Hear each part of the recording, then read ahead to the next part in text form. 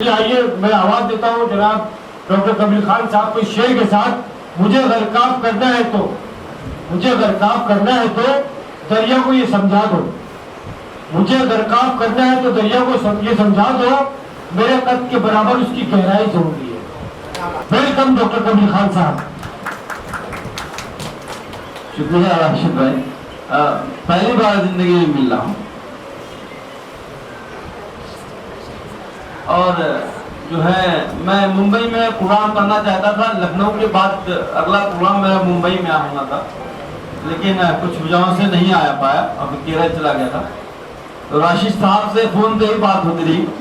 बहुत बहुत शुक्रिया राशिद साहब, इतना अच्छा प्रोग्राम अरेंज करने का, ऑल इंडिया और मिली काउंसिल का भी, और आप सबका जो यहाँ पे बैठे हो और जो लोग लाइव देख रहे होंगे।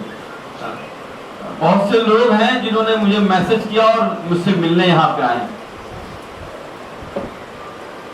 ये सारे लोग जो पीछे बैठे हुए हैं इनका बहुत ज्यादा वक्त हम लोगों ने ले लिया है और ये लोग भी अब सोने लगे हैं जो उधरसी हैं, तो मैं बात बहुत लंबी नहीं करूंगा। घायल यहाँ हर एक परिंदा है, जो उड़ सका वही जिंदा है। तो ये किताब मैंने क्यों लिखी? सबसे पहला क्वेश्चन जो मुझे लगता है मीडिया की तरफ से आना चाहिए कि भाई आपकी कहानी तो पूरी दुनिया को पता है, इतनी वीडियो देख चुके हैं, 4 साल से आप ही के बारे में सुनते रह रहे हैं, आपने किताब लिखने की क्या जरूरत पड़ी?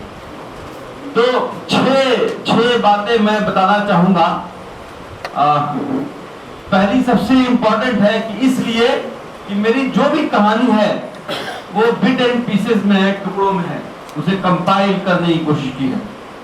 दूसरी बात है कि आज भी आप मेरी ही बात करते हो। सब लोग जितने स्पीकर थे सबने डॉक्टर कफील के बारे में बात किया, उनकी फैमिली में के बारे में बात किया, लेकिन किसी ने भी उन 63 माँ बाप के बारे में बात नहीं किया जिन्होंने अपने बच्चों को मरते हुए देखा था उस रात।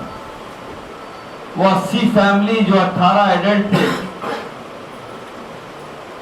एक माँ के जिस्म का हिस्सा होता है बच्चा। बाप को भी उतना दर्द नहीं होता है। मैं अगर बता दूं, इतने मर्द यहाँ बैठे हुए हैं, मैं खुद बाप हूं।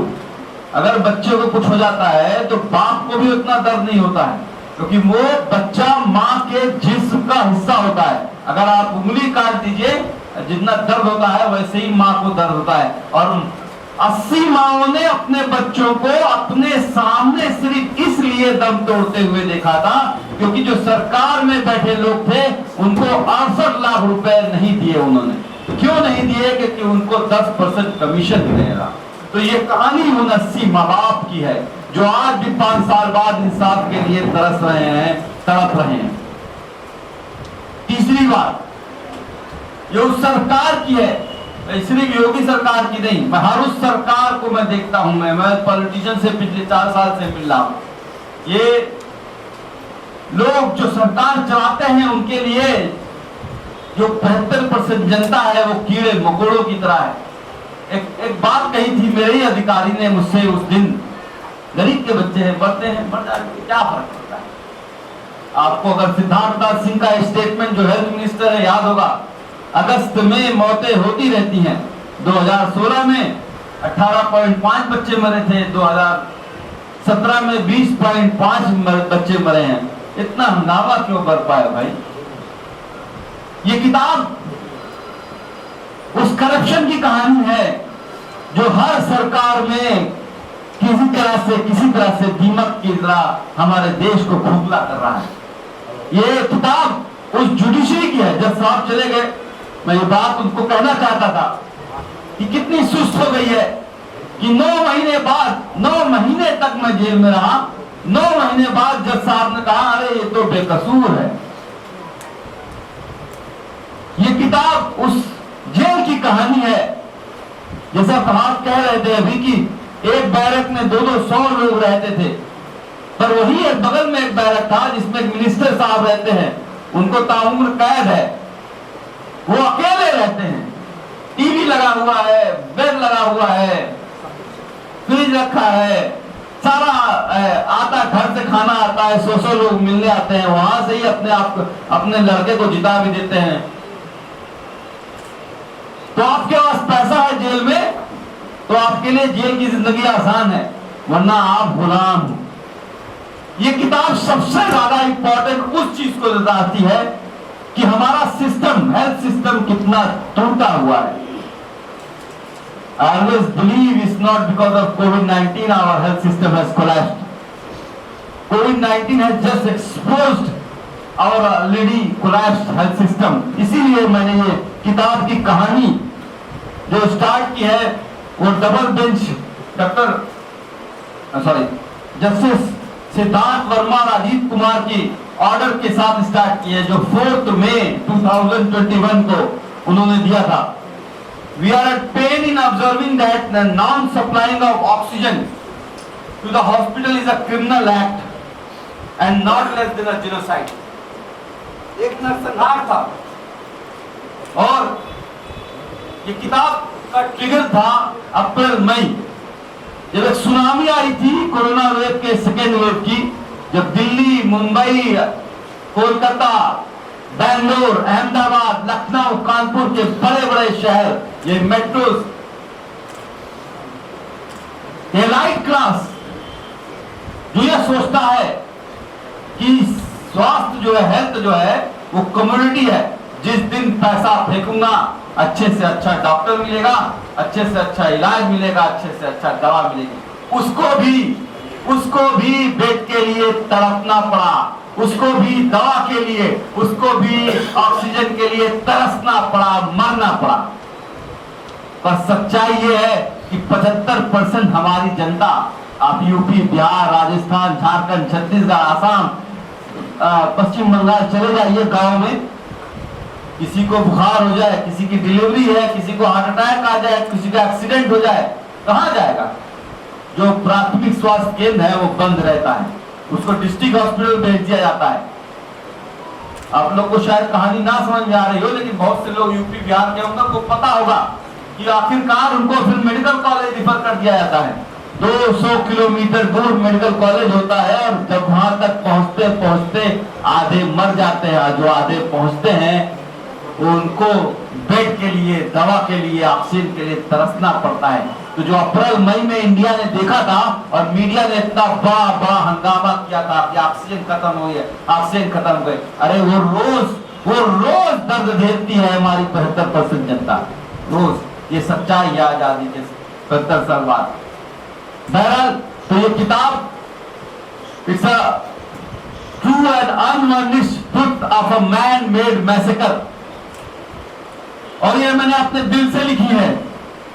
मेरी कहानी नहीं है ये, सिर्फ ये 79 फैमिलीज की कहानी है, और जो कुछ की पॉलिटिकल सिनेरियो में हो रहा है उसकी कहानी है, और एविडेंस के साथ है। मैंने कोशिश की है कि सब कुछ जो है एविडेंस के साथ लिखा जाए। और हाँ, एक चीज और भूल गया, मीडिया की। मुंबई में मीडिया हाउसेस बहुत बड़े बड़े हैं। एक आपकी अदालत चलाते हैं साहब, नाम तो जानता हूं लेकिन लेना जरूरी नहीं समझता, जबान गंदी नहीं करूंगा।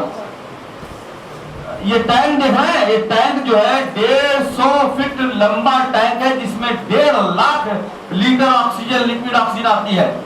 साहब ने अपने टीवी चैनल में 9 बजे, जब ये 2017 में इंसिडेंट हुआ, तो कहा कि डॉक्टर कफील इसको चुरा के अपने प्राइवेट क्लिनिक ले जाते थे।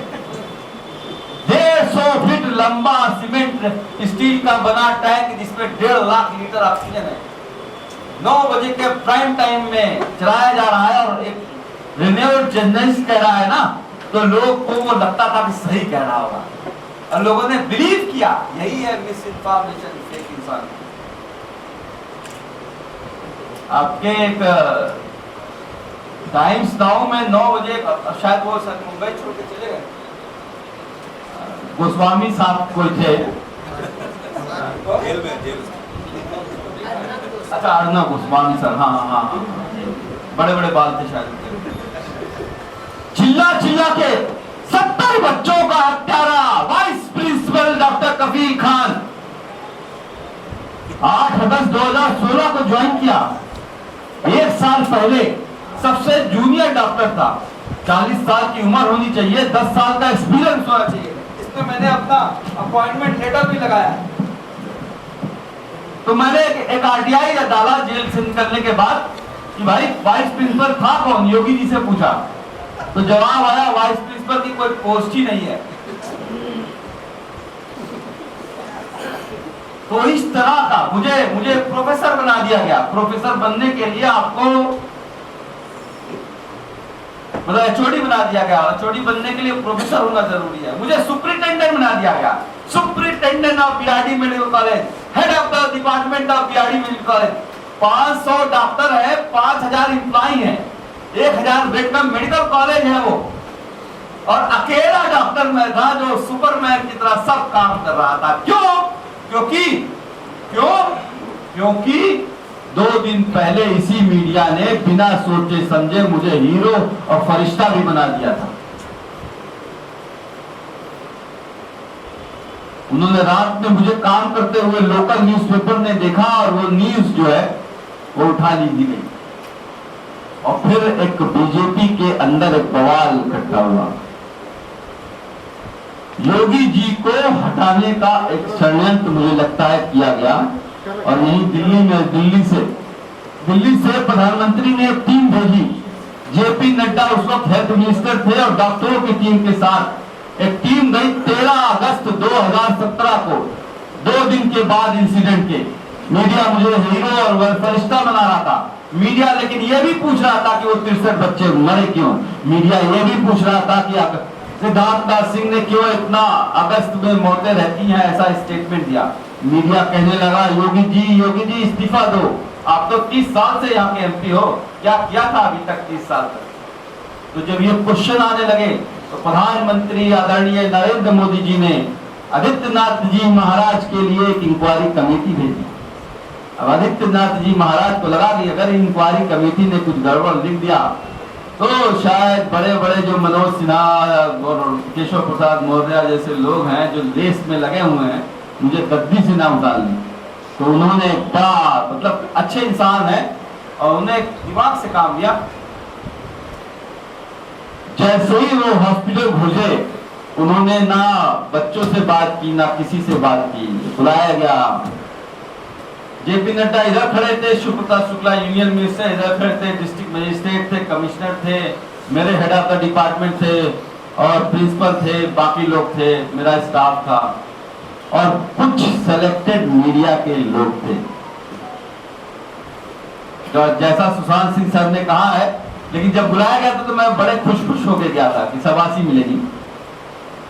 तो जब उन्होंने कहा कि तू सिलेंडर लाया था, तू सिलेंडर ला के तू सोचता हीरो बन जाएगा, देखता हूं तुझे, तो वो मुझे नहीं कह रहे थे, वो मुझे नहीं कह रहे थे। वो एक तो जेपी नड्डा को संदेश दे रहे थे चुप रहना, मैं हूं यहाँ का बॉस, ये गोरखपुर है। दूसरा वो मीडिया को खबर बता रहे थे, देखो यही है बलि का बकरा, समझ जाओ, अब मुझे कुछ कहने की जरूरत नहीं है। जैसे ही मुख्यमंत्री मुझसे वो इनका मतलब मुलाकात होती है, आप देखिएगा 13 तारीख के बाद न्यूज चेंज हो जाती है। जिस कफील को सेवियर डॉक्टर कफील फरिश्ता बताया जाता है, कहा जाता कार में अपनी सिलेंडर लाए, पैसे से अपने सिलेंडर लाए, उसको 70 बच्चों का कातिल, हत्यारा और हर तरह के नाम दे दिए जाते हैं।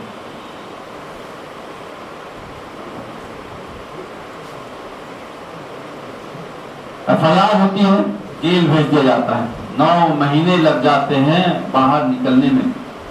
जब जेल में था तो सजदे में नमाज में बड़ा रोता था, अल्लाह से शिकायत करता था, या अल्लाह मैं तो बच्चों को बचाने गया था, आप मुझे क्यों कर रहे हो। कोई जवाब नहीं आता था। बचपन से सुनते थे कि आवाज आती है, लेकिन वो आवाज सुनाई नहीं देती थी। पर जब जेल से बाहर निकला तो हजारों का हुजूम बाहर खड़ा था, और उसमें वो भी माँ बाप थे जिन्होंने अपने बच्चे खो दिए थे। तब एहसास हुआ कि अल्लाह की कुछ मसलियत होगी, God must have some plan. तभी इतनी आजमाइश ली है, तभी इतनी मसलियत होगी। ये बच्ची देखिए, ये फोटो आप लोगों ने बहुत बार देखी होगी। ये बच्ची जो मेरे गोद में है, भूमिका, ये उस वक्त मेरे पास आई थी 11 तारीख को मुझे याद है, जब हॉस्पिटल में ऑक्सीजन थी नहीं और मेरे जूनियर डॉक्टर ने कह दिया था एडमिट नहीं करोगे, कर पाएंगे हम लोग। उसकी दादी भी पीछे खड़ी है, उसने पैर पकड़ लिया कि नहीं हम कहीं जाएंगे नहीं, हम बहुत कई किलोमीटर दूर से आए हैं, पैसा कुछ नहीं है हमारे पास, अब ये चाहे मर जाए लेकिन हम जाएंगे नहीं, कैसे ही भी बचा लिए। बहरहाल अल्लाह का वो होता है, इसको दौड़ के लेके मैं गया और हम लोगों ने वेंटिलेटर पे डाला। थोड़ी देर तक जब तक ऑक्सीजन नहीं थी मैनुअल अम्बो बैग से उसको ऑक्सीजन दी गई। आज ये बच्ची 5 साल की हो चुकी है और दिवाली होली में मैं इसके घर जाता हूँ और साथ में दिवाली होली मनाते हैं। तो ये मसलहत थी अल्लाह की। कहते हैं एक जिंदगी बचा लो तो जन्नत के दरवाजे खुले हैं। तो इसीलिए मैं कहता हूँ कि I don't regret whatever happened in my life. If I have to save even one child, I would do it again. I would do it again. अगर मुझे दोबारा वो करना पड़े और दोबारा वो सहना पड़े तो करूंगा जरूर। जेल की कहानी लिखी है, अभी यहाँ पे मुंबई में है तो उसी की बात कर लें। एक शाहरुख खान के साहब के साहबजादे के साथ किस तरह से हुआ वो पूरी फार्मर प्रोटेस्ट को दबाने के लिए मुझे लगता है एक बड़ा गेम खेला गया था। तो मैं बता दूं जेल में चरस और गांजा जो है वो 50 रुपए का मिलता है पाउच, और अंदर कैसे आता है आप समझ सकते हो। और मुझे नहीं लगता है 80% लोग मारते हैं वहां पे चरस गांजा, मार के खुश रहते हैं। दम मारो दम मूवी देखिए ना, पूरे बैरक में महक रहती है और पुलिस वाले खड़े रहते हैं और मेरे ख्याल से बोरा आता होगा, तभी 2000 लोगों के बीच जो है वो। तो I will just read it from here, ताकि किताब की बात हो रही तो किताब की भी बात हो। Even doctors were not left out of the earning machinery. The jail doctor received commission based on how they certified healthy and resourceful prisoners at time of admission, as well as from the sales of drugs such as Alprax, clonazepam, diazepam, tramadol और cough syrup. आपको अस्पताल में, jail में अस्पताल होता है, आपको bed चाहिए 10,000 रुपए दीजिए, डॉक्टर साहब लिख देंगे इनको बड़ी बीमारी है, फौरन एडमिट जाएंगे। आपने सुना होगा कितने मंत्री जो है जैसे ही गिरफ्तार होते हैं उसी दिन वो बीमार हो जाते हैं।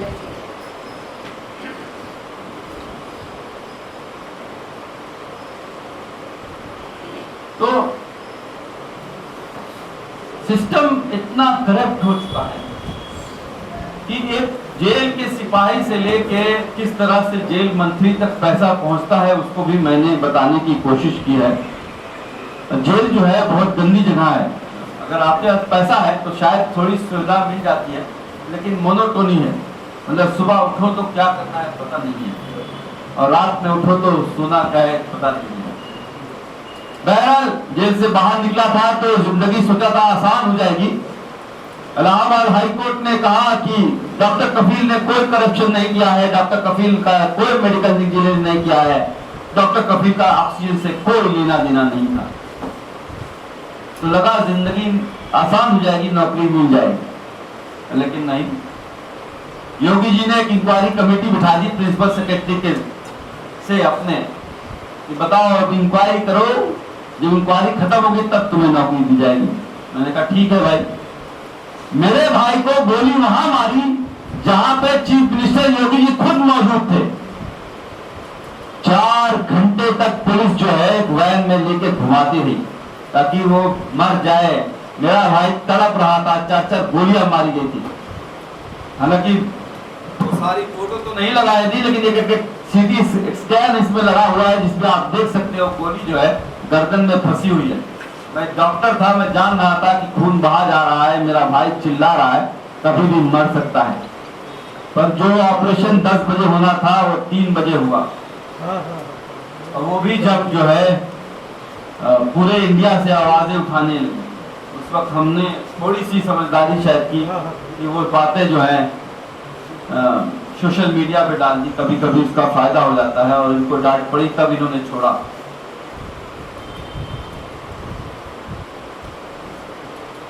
तीसरा में हमने मेरी अम्मी के बारे में बात कही है और मेरी वाइफ के बारे में बात कही है। मेरी अम्मी जान को हम लोगों ने कभी रोते हुए नहीं देखा था, कभी नहीं रोके। आज जब अब्बू जान का इंतकाल हुआ तब भी नहीं रोई। उनकी बहनों ने उनको झकझोरा कि परवीन रो ले अंदर के गुबार निकल जाएंगे, लेकिन उन्होंने कहा नहीं, 6 बच्चे पालने हैं, मैं रोऊंगी नहीं। अगर मैं कमजोर हो गई तो बच्चे कमजोर हो जाएंगे। 2 बच्चों को डॉक्टर बनाया है, 2 बच्चों को इंजीनियर बनाया, दोनों लड़कियों को भी पीएचडी कराई, अच्छी शादी की, और जब बहनों की भी विदाई हुई तो रोई नहीं। जब मेरे भाई को गोली लगी थी तो सहरी का टाइम था, रमजान का टाइम चल रहा था उस वक्त। सहरी के लिए जब उठाने के लिए उठी तो देखा कोई मर्द ही नहीं है घर में, तो परेशान हो गई। तो वो उन्होंने, मेरी वाइफ थी उस वक्त, उनसे पूछा कहाँ गए सब, तो उनको पता चला कि काशिफ को तो गोली लग गई है और अस्पताल में। बुर्का पहना, 4-5 किलोमीटर पैदल चल के रिक्शा लिया और अस्पताल पहुंच गई। ना मुझसे कुछ पूछा, ना दिल भाई से कुछ पूछा। काशिफ का तब तक ऑपरेशन हो चुका था, अल्लाह का शुक्र है। उनके पास बैठी, 2 बूंद उन्होंने पानी की उसके होंठों पे लगाई, फजर की नमाज पढ़ी और 6 बजे मीडिया के सामने रूबरू हो गई। I will just read that line for you. My mom was stunned that she is a strong woman. She promptly put on her burqa and left the house. After walking alone in the night for a couple of kilometers, she found a rickshaw and reached Star Hospital just after 4 a.m. There she did not ask anyone anything, but went straight to ICU. She put a few drops of water on Kashif's lip and sat there. She prayed and got up, offered Fajr and gave an interview to all major news channels. She said to the media, "Stop hunting my family." She was talking to Yogi ji. "Give us security. My whole family may be in danger, but we are not cowards." ये मेरी अम्मी के words थे। पर इस बार जब Mathura jail से बाहर निकला था तो बहुत रोई। पहली बार अम्मी जान को रोते हुए देखा था। आधा घंटे तक जो है गले लगा के बस यही कहती रही कि मेरे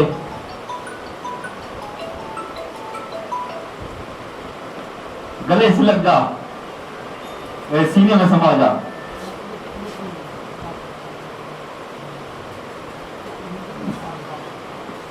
तो उस अम्मी का मैं देता हूं।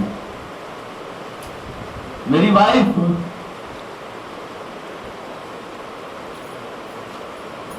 हम लोग की शादी को 5 साल हुए हैं। 2015 में शादी हुई है और मैं 5 साल उससे दूर रह गया। जेल भी दिखा दिया उसको, बच्चों से दूर कर दिया। तो बहरहाल मैं कह रहा था, तो 5 साल में योगी जी ने 500 दिन जेल रखा, उसको उतना दर्द नहीं होता है। भाई जिंदा बच गया, अल्लाह का शुक्र है। तो शायद धीरे धीरे वो चीजें भूल जाए। मेरी अम्मी जान को भटकना पड़ा, मेरी वाइफ को वो सब सहना पड़ा। मतलब मैं नवाब फैमिली, गोरखपुर के जमींदार फैमिली से ताल्लुक रखता हूँ। एक वक्त ऐसा था कि सूट के साथ कार को ड्राइवर से कहता था कि फॉर्च्यूनर निकालो, आज ब्लैक सूट पहना है, एक्सयूवी निकालो, इनोवा निकालो। धीरे धीरे बैंक सब कार भी ले गई और ये टाइम आ गया कि घर के औरतों के जेवर भी गिरवी रखने पड़े। और वो सबसे खराब दिन होता है जब आपको अपनी अम्मी जान के जेवर गिरवी रखने पड़ते हैं। तो बहुत बड़ी लीगल लड़ाई लड़ी है। एक हाई कोर्ट का, सुप्रीम कोर्ट का वकील, हाई कोर्ट का वकील जो है 3 लाख रुपए से कम नहीं लेता है। सुप्रीम कोर्ट का वकील 5 लाख से 25 लाख रुपए लेता है एक बार ये खड़ा होने का। जो लोग होंगे जानते होंगे। हाँ, ये कहते हैं अरे डॉक्टर साहब आप तो सही लड़ रहे हो, तो चलिए 5 लाख के बजाय 3 लाख दे दीजिएगा। और वो 3 लाख भी कहां से आएगा? बहरहाल ये सब बातें खत्म हो जाती हैं। लेकिन जो मैं बात आपको बताने जा रहा हूं, अगर योगी जी ने सबसे ज्यादा दर्द मुझे दिया है इन 5 सालों में, वो ये है कि मेरे बच्चों से मुझे दूर कर दिया। जब मैं पीडियाट्रिक्स करता था, जब मैं पढ़ता था, जब मैं बच्चों का डॉक्टर बनने जा रहा था, तो मुझसे मेरे टीचर कहते थे, you will learn the milestone when you will become a father, when your child started running, when your child started talking, when your child started climbing. तो मेरे 11 महीने की बच्ची थी, तो जेल गया, 2 साल बाद आया तो दौड़ती थी, चलती थी, बोलती थी, पर पापा को पहचान नहीं पाती थी। जब 8 महीने का लड़का हुआ तो दूसरी बार एनएसए लगा दिया, और जब वापस आया तो वो 1.5 साल का हो चुका था। और कई महीने तक बड़े वाले भाई अदिल भाई को ही अबू समझता था, हर रात जिद करता था कि उन्हीं के पास जाएंगे सोने, मेरे पास सोता ही नहीं था। बहरहाल ये कहानी जो है, ये सिर्फ 2019 तक की कहानी है। एनएसए की कहानी मैंने अभी जो CA, NRC, NSA, how doctor Kapil become activist and then history sheeter, वो मैं लिख रहा हूँ और कोशिश कर रहा हूँ कि जल्दी से इस पर मूवी बन जाए, ताकि कोई नेटफ्लिक्स पे सीरीज बन जाए, ताकि आप तक, लोगों तक पहुँच सके बातें जो है, बहुत जो हमारी लैंग्वेज है, जो देखने के लोगों को वो है। तो आपसे गुजारिश है कि किताब पढ़िएगा जरूर, क्योंकि लेने किताब खरीद के रखने से कोई फायदा नहीं है। बहुत दिल से लिखी है, कोशिश की है ये किताब, जब आप पढ़ोगे तो आपको एहसास होगा कि आप खुद बच्चों को बचा रहे हो, आप खुद सीएम के सामने खड़े हो, आप खुद जो है जेल में हो। हंसल मेहता एक बड़ा नाम है मुंबई का, उनकी मूवी हम लोगों ने देखी है। उन्होंने स्क्रिप्ट पढ़ के मुझे फोन किया कि डॉक्टर कबीर आपने तो किताब पढ़ के फोन किया कि आपने तो स्क्रिप्ट तैयार कर दी है पहले से, हम लोगों को कुछ करने की जरूरत नहीं पड़ेगी। तो पढ़िएगा इसको जरूर।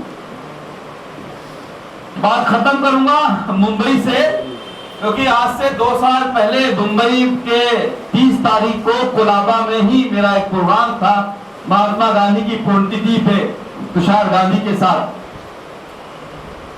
और उस वक्त सीए एनआरसी का ऐसा मूवमेंट चल रहा था कि जब हमारे आदरणीय अमित शाह जी ने कहा कि ये सीए जो है ये नागरिकता देने का कानून है, नागरिकता लेने का कानून नहीं है, तो मैंने उनकी बात मान ली और हम लोगों ने कोई प्रोटेस्ट नहीं किया। पर जब वो राज्यसभा लोकसभा में चिल्लाने लगे, क्रोनोलॉजी समझिए, क्रोनोलॉजी समझिए, क्रोनोलॉजी समझिए, सीए के बाद एनपीआर आएगा, एनपीआर के बाद एनआरसी आएगा। मैंने वो आसाम का जिक्र किया है इसमें, क्योंकि एक बाढ़ आई थी और हम लोग कैंप करने वहां पे गए थे। मैंने देखा कि लाखों लोग जो बेघर हुए हैं और सिर्फ मुसलमान नहीं है, वो बेचारे ठेले वाले, बेचारे रिक्शे वाले, बेचारे जिनका घर नहीं था वो है। 12.5 लाख लोग नॉन मुस्लिम थे उसमें से, उस एनआरसी की लिस्ट में जो आसाम में थी, जिनके पास कागज नहीं था। इस वजह से हम सड़क पे आए और हमने 100 सभाएं की होंगी, मतलब तमिलनाडु से लेके झारखंड, आसाम और कहां गए, और एक दिन में 3 पब्लिक मीटिंग करते थे। एक मीटिंग यूपी में की, योगी को लगा आ रहा है मौका मिल गया है। अब क्या बोला था, ना हिंदू बनेगा ना मुसलमान बनेगा, इंसान की औलाद है, इंसान बनेगा। तो उसको लगा कि अरे हमको तो पढ़ाया गया हिंदू और मुसलमान को लड़ाना है, कहां से हमने जो ये क्या बोल रहा है, पकड़ो ये भड़का हुआ शहर, जेल भेज दिया।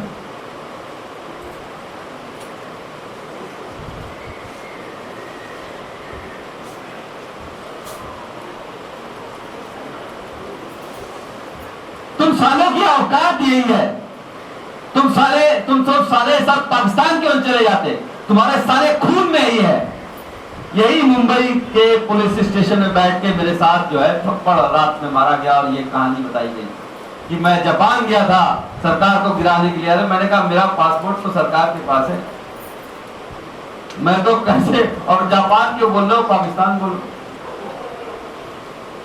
आपने ऐसा पाउडर बनाया है जिससे millions of people will die. मैंने कहा भाई मैं बच्चों का डॉक्टर हूं, कोई साइंटिस्ट नहीं। पर मुंबई जैसे छोड़ी, से मध्य प्रदेश रहा होगा या फिर यूपी रहा होगा, मुझे पता नहीं, आंख बंद रहती थी, हाथ बंधे हुए रहते थे, अलग अलग बिल्डिंगों में ले जाया जाता था। कपड़े उतार दिए जाते थे, एक आदमी पैर पकड़ लेता था, एक आदमी हाथ पकड़ लेता था, और कब तक मारते थे मुझे नहीं पता। मतलब इतना मारते थे कि मैं बेहोश हो जाता था, लेकिन वो नहीं सकते थे क्योंकि they were drunk and I don't think so they were STF people, क्योंकि मैंने उनकी आंख में वो नफरत देखी थी। मतलब उनको, मतलब जो आप नफरत देख सकते हो वो मैं मतलब आप महसूस कर सकते हो, इतनी नफरत थी। मारते थे मारते थे मारते, लगातार मारते थे, और फिर जब आंख खुलती तो देखता था किसी जीप में हो, किसी बिल्डिंग में हो, फिर मारते थे। और जैसे लगता था कि इतना मारा कि ये पीठ और कहते हैं लाल हो गई और सब पूरी चमड़ी उधड़ गई थी, कई दिन तक बैठ नहीं पाया था, और मतलब हफ्तों तो सो नहीं पाया था, पेट के बल सोता था। पर हालत खराब जब हुई जब खाना नहीं दिया।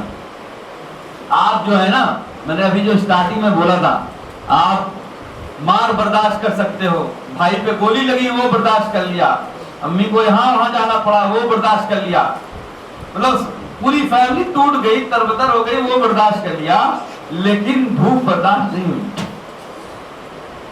मतलब इतना, मैं आपको ये बता दूं, रोजा रखते हैं आप तो सुबह शाम का, लेकिन पता है भूख जो होती है, मतलब 72 घंटे, जैसे मुंबई से अलीगढ़ ले जाने में उन्होंने 3 दिन लगा दिए।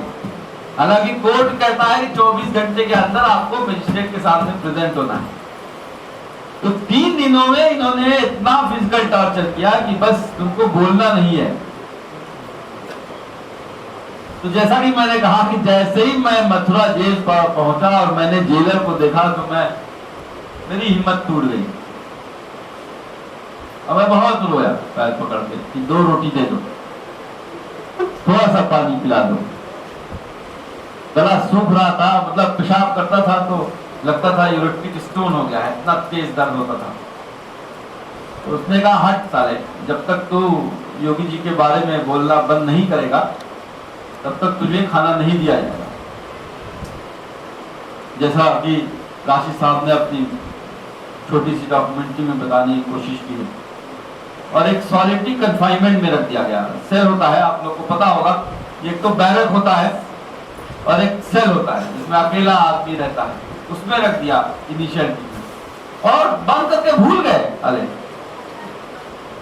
भूख के चिल्लाता रहा कि भाई कोई है, सलाखों को पकड़ के चिल्लाता रहा, कोई सुन ले भाई 2 रोटी दे दे।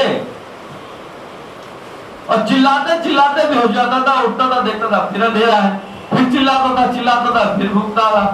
मुझे जो है हवा में चिकन मटन केक पेस्ट्री दिखाई देने लगा, हेलुसिनेशन होने लगा, और मैं पकड़ने के लिए दौड़ता था उसको।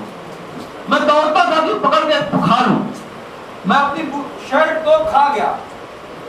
जो जेल की बाहर की जो घास थी उगी हुई थी उसको मैं नोच के खाता था।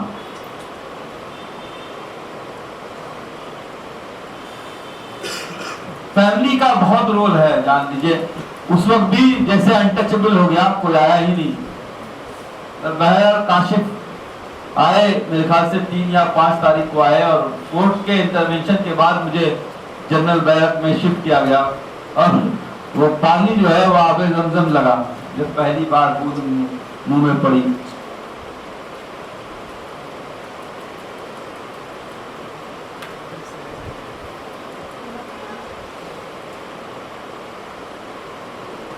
तो जब इस बार जब मथुरा जेल से निकल रहा था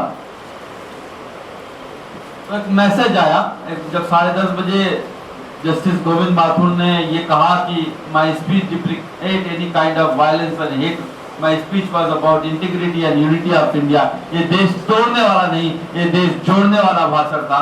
district magistrate has not applied his mind. जब ये मैसेज आया जेल में तो जेलर के थ्रू कहलवाया गया मुझे कि अब बाहर निकलोगे तो बोलना मत, अब तो चुप रहना।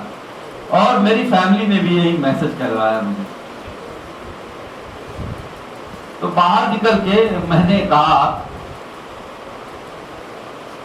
कि 9 बजे, उस वक्त जेल काटना, मथुरा जेल बहुत मुश्किल काम हो गया था क्योंकि उस वक्त लॉकडाउन भी हो गया था और 9 महीने तक कोई मिलने नहीं आया, 8 महीने तक। और जो है घर के बाहर मैंने सुना कि मेरे लिए बहुत से आंदोलन चले, और पूरे इंडिया में जो है लोगों ने मेरे लिए आवाजें उठाई, लेकिन जेल के अंदर कुछ पता नहीं चल पाता, क्योंकि 2 ही घंटे टीवी देखने का इजाजत थी। 1 घंटा रामायण दिखाया जाता था और 1 घंटा न्यूज, और न्यूज में सिर्फ और सिर्फ तबलीगी जमात 3 महीने चलता रहा।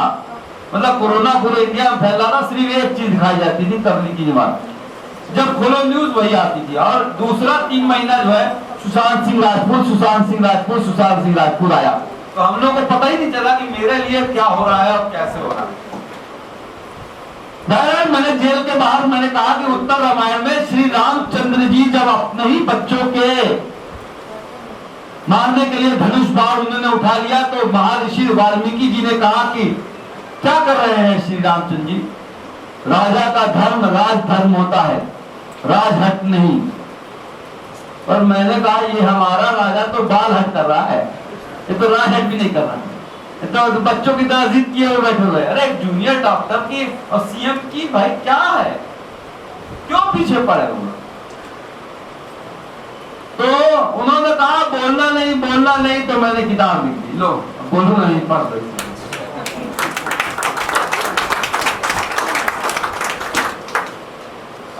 कुछ स्पीकर्स ने कुछ बातें कही हैं, उनको बस क्लियरिफाई करके बंद करूंगा मैं। तीसरा मैम की मैं दे चुका हूं। फहाद ने जो यूट्यूब की बात कही, मैं यूट्यूब पे एक हेल्थ बुलेटिन चलाता हूं। अगर आपके न्यूज से माध्यम से माओ तक खबर पहुंची है, माओ के लिए है, जो बच्चे हैं 15 साल तक, किसी को पेट में दर्द हो रहा है, किसी को फीवर हो रहा है, किसी का बिस्तर पे बच्चा पेशाब करता है, किसी को नेफ्रोटिक सिंड्रोम है, किसी को कार्डियक डिजीज है, किसी का बच्चा खाना नहीं कर रहा, किसी का बच्चा जिद्दी है, तो वो मैं हेल्थ बुलेटिन बनाता हूँ 15 दिन में एक। और अल्लाह का शुक्र है 105 से ज्यादा हेल्थ बुलेटिन बना चुका हूँ, वो यूट्यूब पे अवेलेबल है। आप और 10 मिलियन व्यूज हैं, जो है अल्लाह का शुक्र है। तो फहाद साहब का शुक्रिया उसको लाने के लिए।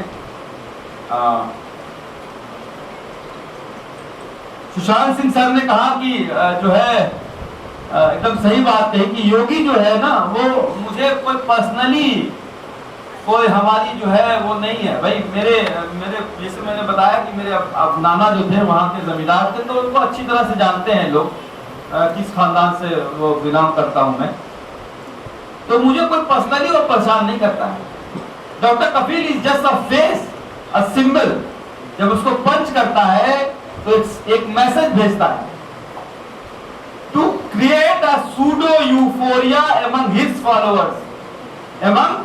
followers, a pseudo euphoria of pseudo nationalism, और एक डराता है उन लोगों को, पर्टिकुलर कम्युनिटी को, कि देखो हम पंचर बनाने वाले को और चूड़ी बेचने वाले को नहीं मारते हैं, टाई पहनने वाले, इंग्लिश बोलने वाले डॉक्टर को भी मार सकते हैं, तड़पा सकते हैं। तो ये मैसेज भेजते हैं। सुशांत सिंह सर के साथ हम लोगों ने कोरोना वायरस की टाइम पे एक टीम साथ इनकी एक टीम है, उसके साथ मैं भी जुड़ा था। और हम लोग जो है वो 4 महीने हम लोगों ने ऑनलाइन कंसल्टेशन दिया, जिसमें जो है बच्चों को कोई भी प्रॉब्लम होती थी, क्योंकि उस वक्त डॉक्टर के पास नहीं जा पाते थे, तो टीम 7 का मैं बहुत बहुत शुक्रगुजार हूँ। उस वक्त उन लोगों ने बहुत बेहतरीन काम किया। हम लोग 2 घंटे बैठ के पूरे ऑल ओवर इंडिया से किसी भी माँ बाप को कोई प्रॉब्लम होती थी, बैठ के सॉल्व करते थे।